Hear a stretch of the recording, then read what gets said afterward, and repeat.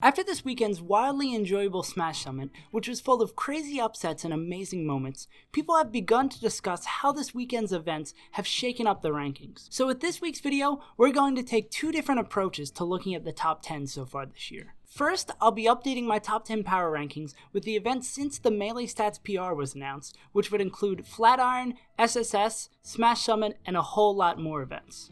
And second, we'll be taking a look how the top 10 should be seeded coming off this weekend's event. Let's first start off with the power ranking, which looks more at a player's year as a whole so far, as well as factoring in a player's performances and rankings from last year. These rankings are a whole lot less reactionary, so you won't be seeing tons of movement here, so it shouldn't surprise you that the top 4 are still the same after Summit. The gaps between the groups of players, however, have changed a whole lot, which you'll see more reflected in the seeding of the top 10, but let's first talk about the top 4 power ranked. Hungrybox was easily the favorite to win Summit, so his 4th place finish losing to Mango, Amsa, and Armada for sure lessened the gap between him and the rest of the field, but it's going to take a couple more bad showings like this before we can talk about someone getting even close to stealing his crown. The next 3 players on the list are in about the same tier currently and are fairly close to each other rank-wise. Plups loss to Zane and the 2 players immediately below him shrunk the gap between him and Leffen quite significantly, but his amazing victory at Genesis 5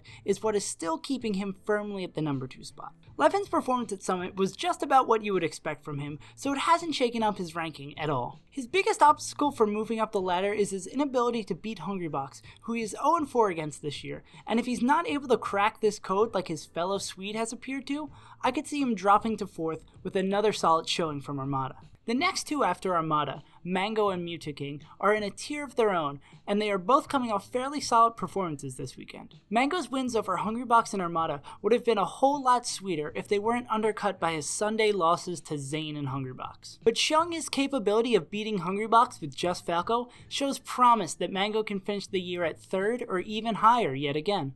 Mewtwo's victory at Summit was definitely historic, but his rest of the year, most notably his 9th placing at Genesis 5, leaves me from pushing him past Mango just yet, but I think they're pretty close. If he's able to keep this momentum going, and is able to win over Hungrybox and Plup yet again at Gommel in a couple of weeks, I could see him moving as high as 4th. But I'm still optimistically cautious about Mewtwo's future in 2018, and we're going to have to wait and see if this was just one great event or the start of the return of the king. Our first actual placing movement on the PR comes at 7th, with Amsa, who took an amazing win over Hungrybox at Summit, which was by far the biggest upset at the event full of them.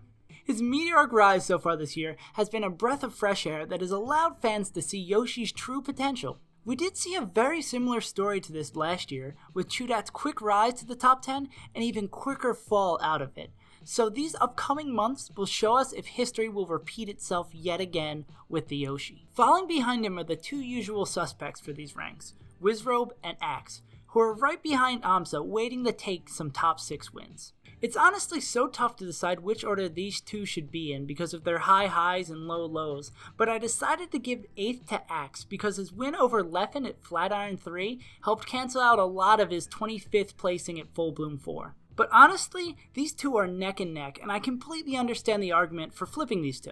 And last but not least, we have the biggest standout performer at Summit, Zane, whose amazing run earned him this spot over SVAT. Just to remind you exactly how crazy his performance was, he only lost to Mewtwo and Armada 1st and 2nd in the event, while beating Ginger, SVAT, Mango, and Plup. With a run like this, along with the solid wins he's gotten during the rest of the year, I could honestly see Zane being reasonably placed as high as 8th if you discount some of his worst losses, but much like his fellow Marth brethren, I'm going to hold off on throwing him up that high until I see at least one more solid showing that could come at Gommel. And with that, we can move on to how I would see these players in the wake of Summit, which leans a lot more on recency bias, as you'll soon see. At first still is Hungrybox, which shouldn't really require any more explanation. And then at second, which may be a bit of a hot take, is Armada. My reasoning for this is that Summit showed us the Genesis 5, which most of our previous seeding was based around because of his lack of attendance of events, was just a singular bad event for Armada and was not an indication of what kind of performance he can pull off in 2018.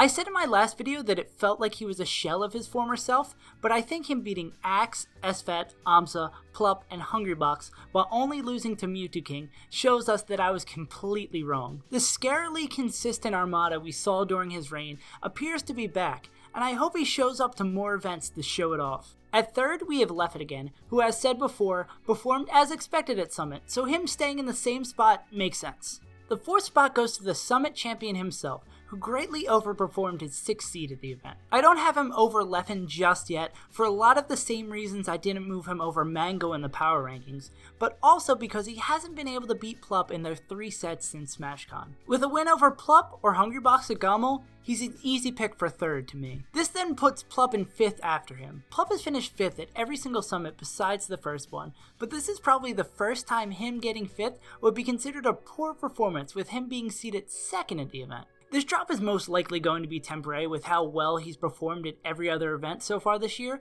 so I wouldn't expect him to be at 5th after Gammel. From there, the list is pretty similar to the PR, with one notable exception of Zane at 8th above Axe and Wizrobe, which I have no qualms about for doing, with him coming off of an event beating 2 top 6 players. This seed is most likely not sustainable for him, as he's had some bad losses relative to the top 10, like Captain Smuckers and Pew Pew, that he could potentially add to and drag him back down. And yeah, that's about it for this video. I want to give you a much lighter video than my lengthy Who Can Win Summit and my very mathematical and rigid explanation of the Summit format this week.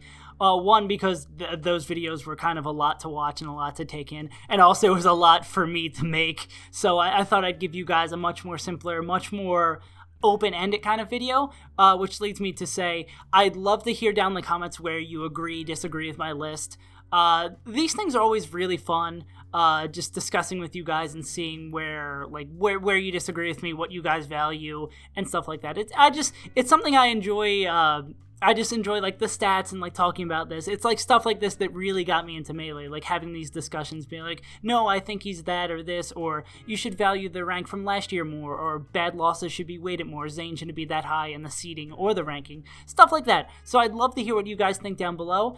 And yeah, that's really about it. I have nothing else to say that I didn't already say in the video. Follow me on my social media, subscribe on Patreon if that's something you'd be interested. And that's about it. I've been SaveAsUntitled. I hope you guys enjoyed this video, and I will see you guys next time.